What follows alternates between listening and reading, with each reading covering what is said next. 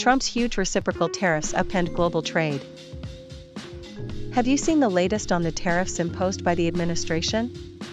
They're quite significant. Absolutely, it's a major move. The tariffs on goods from China have reached over 104%. That's unprecedented. Right? And it's not just China. Other countries are facing reciprocal tariffs ranging from 11% to 50%.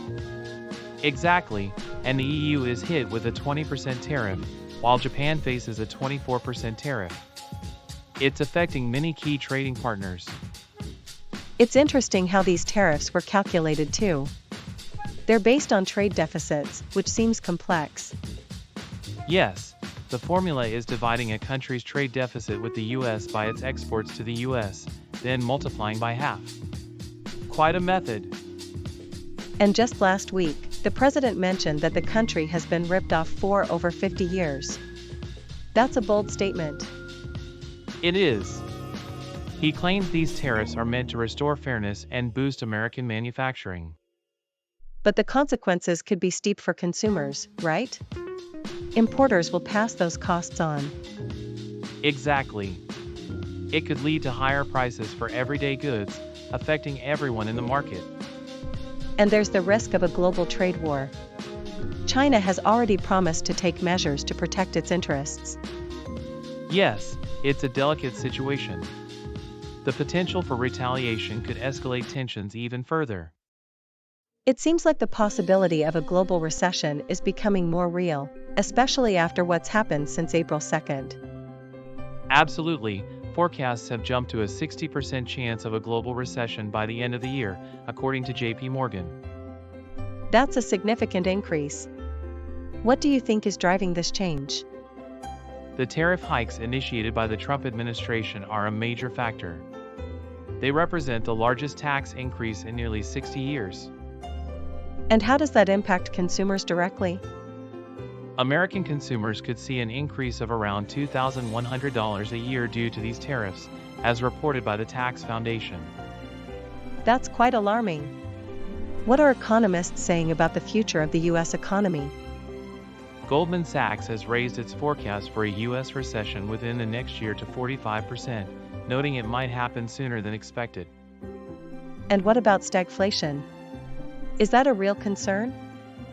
Yes, the probability of stagflation is currently at 100%. Inflation from tariffs is expected to hit consumer prices by May.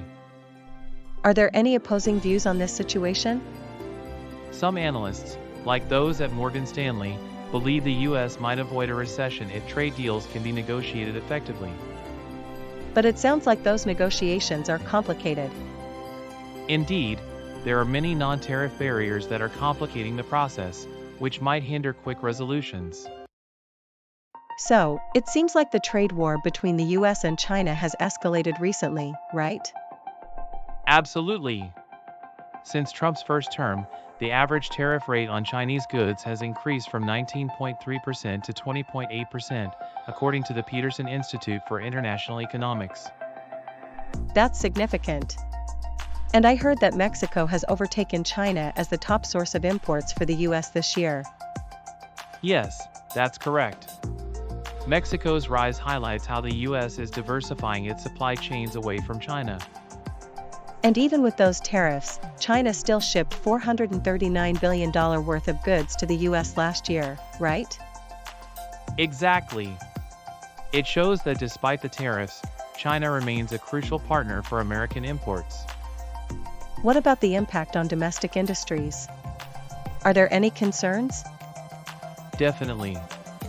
The mutual tariffs are likely to hurt domestic industries and could lead to layoffs.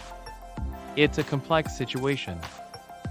And if Trump were to cancel those tariffs, would it really make a difference?